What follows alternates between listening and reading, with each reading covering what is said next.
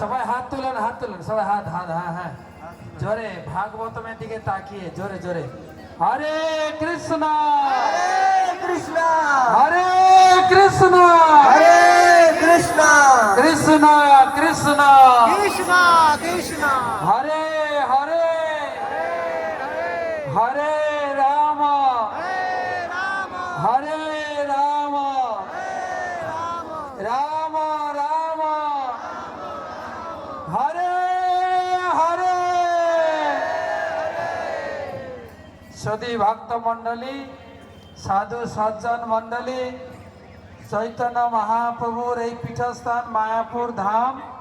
চৈতন্য মহাপ্রভু বলে গেছেন কলিযুগে ধর্ম করতে গেলে তিনটে কাজ করতে হবে, বল কৃষ্ণ, ভজ কৃষ্ণ, কর কৃষ্ণ শিক্ষা।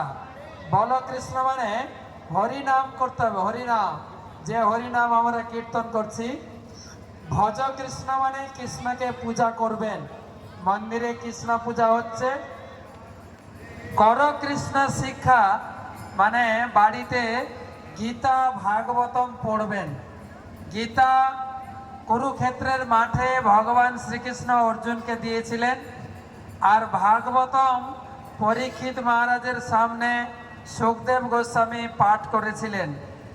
7 দিন পরীক্ষিত মহারাজকে ভাগবত পাঠ করে শুনিয়েছিলেন, রাধাষ্টমী থেকে আজকে পূর্ণিমা পর্যন্ত।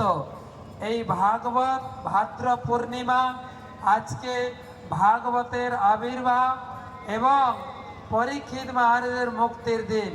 তাই আমরা সকাল থেকে ভাগবতের যজ্ঞ, ভাগবতের পারায়ণ, এখন ভাগবতের শোভাযাত্রা করছি। বাড়িতে ভাগবতম রাখবেন, এই গাড়িতে এখনো ভাগবতম আছে। আমাদের পরিক্রমার শেষে এই ভাগবতম হাফ মূল্যে আপনাদের দিয়ে দেবো যদি কেউ নিতে চান। ভাগবতম বাড়িতে থাকলে ভগবান কৃষ্ণ আপনার বাড়িতে থাকবেন।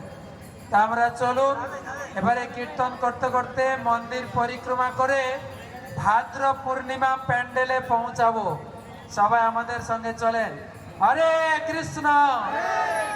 গ্রন্থরাজ ভাগবত মহাপুরাণ কি, ভাদ্র পূর্ণিমা উৎসবে কি, গৌর প্রেমানন্দে হরি হরি। সবাই একটু হাত ঝিলিমিলি করে, হ্যাঁ? গৌর প্রেমানন্দে হরি হরি বল। চলে গৌর প্রেমানন্দে হরি হরি বল। আরেকবার গৌর প্রেমানন্দে হরি হরি বল। হরি বল। हरे कृष्णा